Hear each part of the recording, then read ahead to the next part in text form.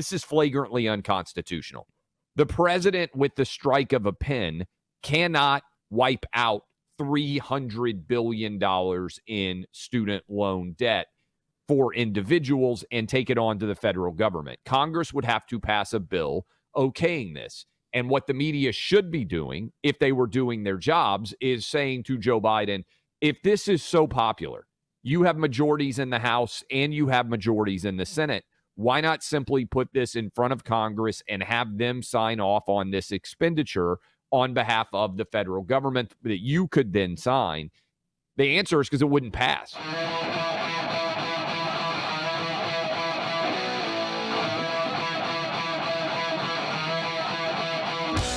Biden plans to forgive, and will officially announce this today, $10,000 or more in federal student loan debt for tens of millions of Americans. So this will obviously be quite an expenditure. The provision for Pell Grant recipients would push the number higher, by the way, as around 7 in 10 borrowers with federal loans received a Pell Grant. I mean, Clay, there's a lot. We break down the numbers here. We'll do all of that. There's two thoughts that I think everybody's having right now. One is this is just trying to buy votes at the last minute before the election for Democrats. I mean, it's bribing the taxpayer, in essence, with their own money, or rather bribing some taxpayers at the expense of other taxpayers. Is this even legal, though? From a constitutional perspective, I mean, not that Nancy Pelosi is some kind of genius, but we'll get to her in a moment here. She weighed in on this one. Why can Biden just wave a magic wand and say, you don't owe money anymore? He can't. And that's what is going to be disappointing about the entirety of this coverage. First, Buck, you're going to see a lot of people say, oh, he's canceling. Oh, he's eliminating. Forgiveness. Forgiveness. As if it's a nice thing to do. Yeah, you can't do that. What he is doing is taking $300 billion of additional taxpayer responsibility. You, me, everybody out there who listens is going to take on the obligations of people who took out student loans that they aren't going to have to repay. And there are a lot of people out there in our audience who did what I did, took student loans out, repaid them, and now is sitting around saying, well, wait a minute, why do suddenly certain segments of the population not have obligations for the loans that they took out, for the money that they accepted? And why are we essentially giving away $300 billion to universities, which are wildly overcharging students? So the way that this is going to be covered, first of all, the language, pay attention to it. It's fundamentally dishonest. It's furtherance of this inability to understand basic economics and modern monetary theory, where money and obligations on an individual basis just don't matter. The larger context, however, Buck, is this is flagrantly unconstitutional. The president, with the strike of a pen, cannot wipe out $300 billion in student loan debt for individuals and take it on to the federal government. Congress would have to pass a bill okaying this. And what the media should be doing, if they were doing their jobs, is saying to Joe Biden, if this is so popular, you have majorities in the House and you have majorities in the Senate, why not simply put this in front of Congress and have them sign off on this expenditure on behalf of the federal government that you could then sign? The answer is because it wouldn't pass. Even Democrats would not stand up and pass this bill. It is a political sham. It will go to the Supreme Court. Here's the whole layout, Buck, of how this is going to play out. It will go to the Supreme Court. It will be struck down, much like Biden's attempt to extend the CDC eviction moratorium. Biden will then, or whoever is running on behalf of the Democrats, will then in 2024 blame the court for striking this down and use it as evidence of the 2024 race. So they're going to try the bribe in 2022. It will not work, but the bribe won't be struck down until after the midterms. And then in the 2024 run-up, they will make promises. Again, we need huge Democrat majorities because the Supreme Court, in an anti-democratic fashion, decided to strike this down. I just gave you the next 2 years of how this is going to play out for Democrats. Well, hardcore right-winger Nancy Pelosi just last summer a year ago had this to say about debt forgiveness. People think that the President of the United States has the power for debt forgiveness. He does not. He can postpone, he can delay, but he does not have that power. That has to be an act of Congress. Can I say, we get lectures from libs all the time about our sacred democracy and undermining the Constitution. By the way, people who say those things, sacred democracy, undermining the Constitution, in the context of politics today, have neither read nor understood the Constitution as a basic rule. Like, they have no idea what they're talking about, but they're big words that make them feel important to say. Nancy Pelosi here, well, that was a year ago, last summer, was correct, but we keep seeing this where, for example, in the Obama administration, he would say, I don't actually have the power to do the following, and then it was, I got a pen and a phone, I'm going to do it. This Democrats will even say when it is politically expedient, we literally do not have the constitutional authority to give the Democrat base what they want in this case. But then if the politics shift a little bit and they really want it, Clay, they really need this thing, they're just like, yeah, we're just going to do it. They tried this with giving illegals work permits as an executive action under the Obama administration. Remember, I think it was, we looked this up a while ago, the Obama administration lost, was it 12 for 12 or 13 for 13 challenges when it came to executive overreach and abuse of executive authority. They do this stuff all the time. We know this is an abuse. We know your legal analysis on this issue is correct. They know it, Clay. They just don't care. Well, the perfect example of this is Joe Biden. What was it, back in the fall when he extended the eviction moratorium on behalf of CDC guidance?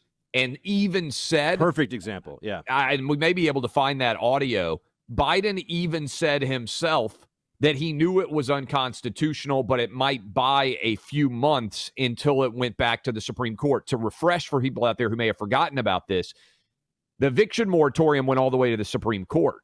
And since they had let it expire, they said it was kind of moot, and they didn't take the time to strike it down. And then the Biden administration extended it again. It went back to the Supreme Court, and the Supreme Court said, no, you can't do this. And Joe Biden was right. It did buy him, 6 or 8 weeks because that case was already pending before the court. This particular move, make note of the timing. They are doing it right up before Labor Day. It's all part of their midterm plan. They 100 billion% know that this is not constitutional, but they are counting on the media being complicit and also dumb and not covering this. They are counting on the fact that many young voters are not going to be sophisticated enough to understand this.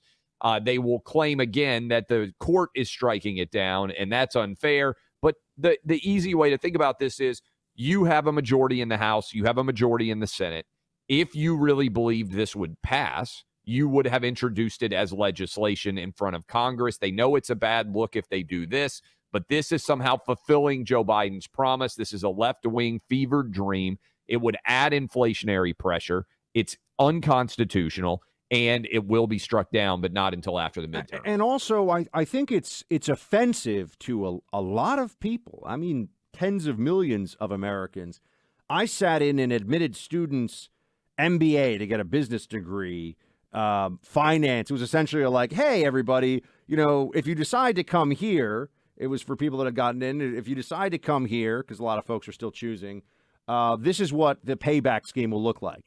And I'd come out of the government. I had no money. Okay. Yep. I had, a couple $1,000s saved at this point in my life. I had no money. Business school costs $70,000 a year, give or take, plus living expenses. So they basically said you're going to take out $150,000 of loans for 2 years of school, and by the time you pay it off, it'll be over $300,000 you will have paid. And I was like, I think I'm going to get a job instead.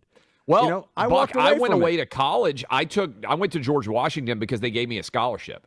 And there are a lot of people out there listening to us right now who, one, may not have continued, like you just said, your higher education because of the cost, because of the loan requirements, or people who said, hey, I might have gotten into this better school, but the cost is I'm going to go to this school that's closer to home because I don't want to take out loans. So this was super common. I went to a scholarship high school, so everybody was on a full ride.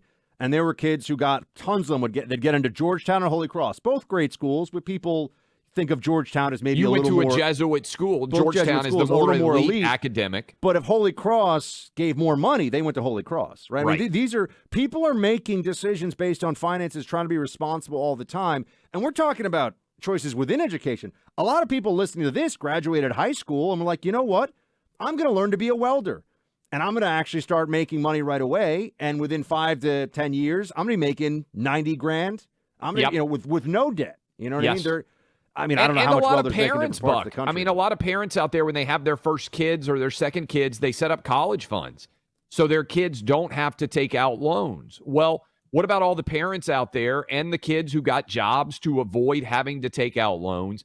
This is an awful look. And that doesn't even consider that the vast majority of people with substantial loans are going on to grad school, which means your point, all the plumbers and truck drivers and people who said, you know what, I'm going to learn a trade and go straight to work at 18 are subsidizing people who took out loans for jobs. And we need to have a big discussion about this in general. Some of these people, Buck, are taking out, you mentioned at least you were considering going to business school. I went to law school. The salaries typically for people who come out of those advanced educational degrees are substantial.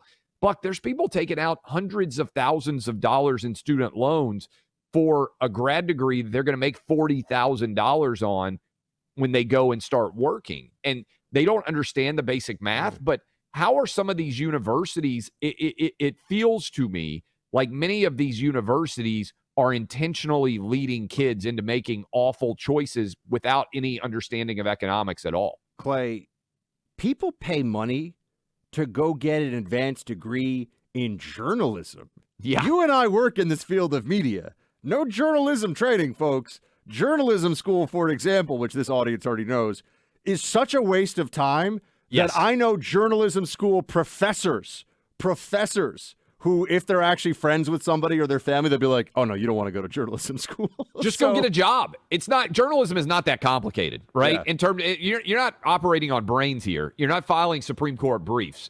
There is very little that you can't learn by working at a newspaper as it pertains to journalism. But this is a big discussion, and it is testament to how much of a lie is embedded in our media that almost no one will have the conversation that we just did discussing this story at all. I want to hear from some folks in the audience who made the decision to not take out loans and if they're really happy with that decision and how it worked out. I think that'd be interesting because I'm sure we have so many people that started a business, learned a trade, got into a career field, and maybe they went back to finish, undergrad or grad school later on, but they looked at the cost, they looked at the price tag and said no. And so now the Biden administration is saying, by the way, does anyone think it's going to stop with 10 grand if they get away with this? That's the other part of this, too. Of course, it's going to get bigger and bigger. 10 grand is just the beginning. This is the thin wedge of the edge. A lot of you reacting to the student loan forgiveness by saying, wait a minute, what if I paid off my loans? What if I chose not to take out the loans in the first place? There's a great viral video that some of you may or may not have heard. I believe this is from January of, let me look at the exact date because I want to get it right. January of 2020, when Elizabeth Warren was on the campaign trail in Iowa. This is presumably before everyone told Elizabeth Warren that if she had a penis, she would have been, they would have voted for her, as one of the most memorable quotes in Elizabeth Warren's not so storied history goes now. But listen to this father who confronted Elizabeth Warren about her plan to forgive student loans. I just want to ask one question.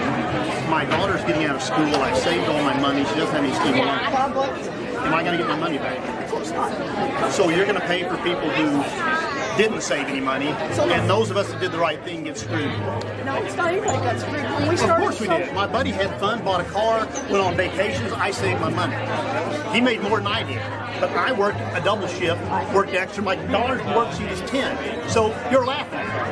Yeah, that's exactly what you're doing. We did the right thing, and we get screwed. A debt is never forgiven, Clay, which this guy knows. It is transferred from one to another entity. The money has already been spent. So it's just, are the taxpayers footing the bill, or is the person that actually got the benefit, in this case, the worthless degree or not so valuable degree, depending?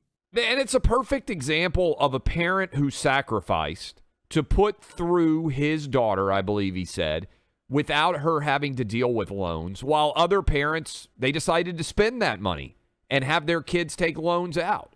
Why are you punishing people who were good stewards of their financial relationships by forgiving loans that they never took out because they worked hard enough to take out a second job, because maybe their kids went to a school that was cheaper than one that they otherwise would have gone to, and now the government comes in and tries to subsidize this? Again, that confrontation between the voter in Iowa and Elizabeth Warren goes to the essence of why this is not being put in front of Congress, because it's wildly unpopular.